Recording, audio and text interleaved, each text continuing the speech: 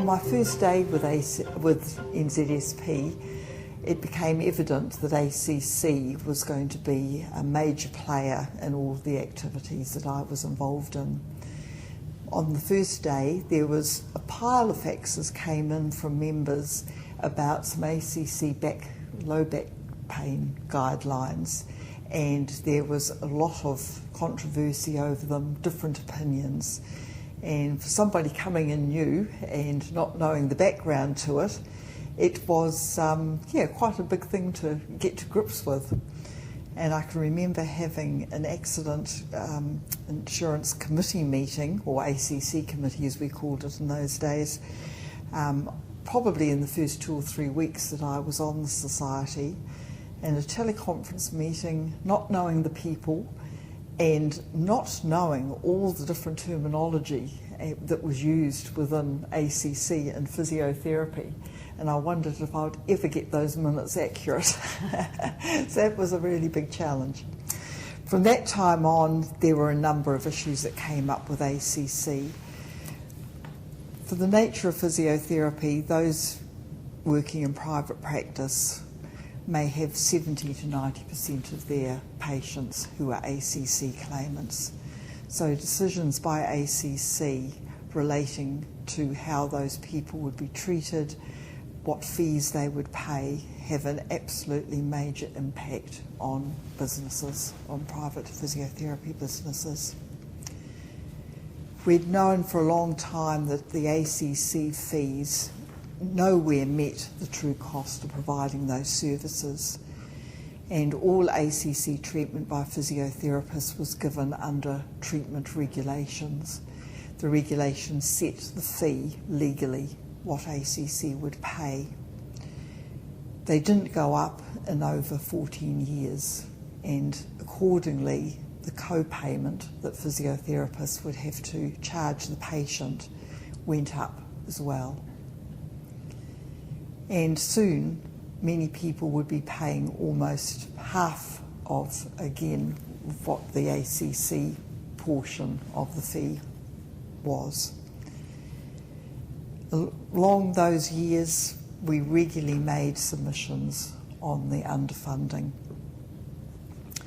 ACC began to look at other ways of paying for physiotherapy treatment other than under regulated fees.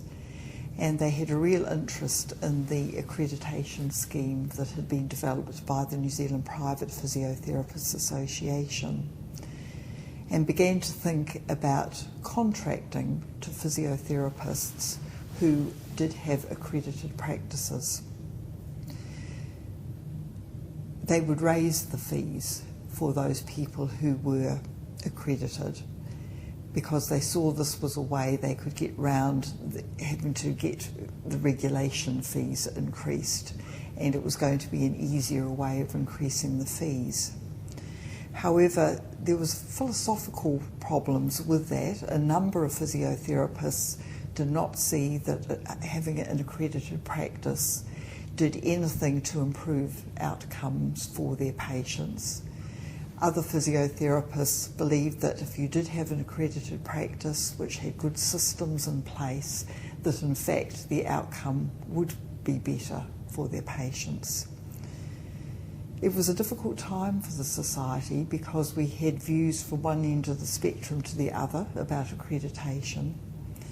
And also it became obvious that ACC were going to move towards contracting with particular groups and increasing fees by going into contracting situations. ACC eventually bought the accreditation scheme from the New Zealand Private Physiotherapists Association, though the society itself was against this. We believe that accreditation systems should be driven by the profession and owned by the profession. However, it did go ahead, and ACC made it quite clear they were going to go ahead and develop a contracting system, what they were going to call an endorsed provider network, and the network referred to accredited practices. The society at that time, the executive decided that ACC were going down this path, so we should actually be involved with the development of it to see if we could get the best possible outcome for physiotherapy practices. And one of the things that was gained through this, and I think is sometimes forgotten, is that for about 30 years previously, if you look back at old minutes, the Society and the ACC committee had been lobbying ACC to recognise that a first appointment is a longer appointment than follow-up because a full assessment has to take place. And also, there are some people that come with a very simple injury and those who come with a far more complex and complicated injury. And it was believed because of that, that was a good case to have increased fees for certain types of visits.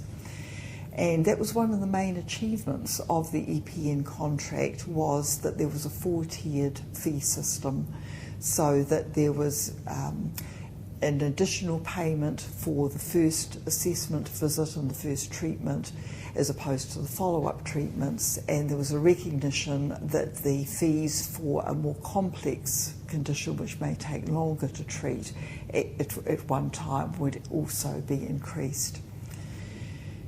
We did argue with ACC that there should also be the ability for physiotherapists, if necessary, to charge a co-payment. We know that in some places it's more, the overheads of running a physiotherapy practice are far more expensive than other areas.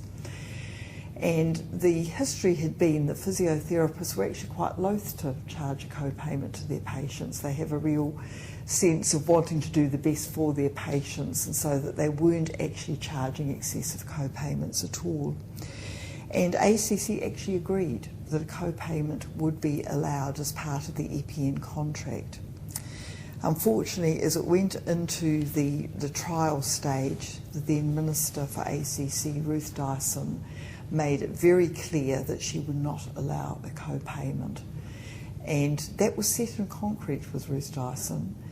And even though in the past she had agreed that patients could go to a physiotherapist without having to have a referral from a doctor, this was one thing that we could not budge her on. And she made it very clear at every meeting, you are not going to move me on this. There is going to be no co-payment under the endorsed provider network.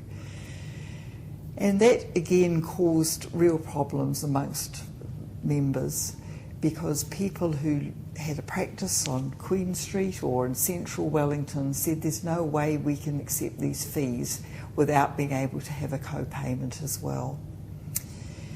The inevitable happened, the endorsed provider network went ahead, and gradually more and more physiotherapists did take up the contract because it was the first increase in fees over so many years. And it did have an annual indexation built into it so that every year it went up by the amount of the LPI. More and more people had to take up the contract as their competitors took it up, because once people started advertising free physiotherapy for ACC patients, people obviously would go to those people and not the ones where they'd have to charge a co-payment. So we're now in the position where the bulk of physiotherapy practices in the private sector are now endorsed provider network clinics. And interestingly enough, in the hospitals also, most of them also get paid under the EPN contract for their outpatient people as well. They already were accredited for their payments through Vote Health.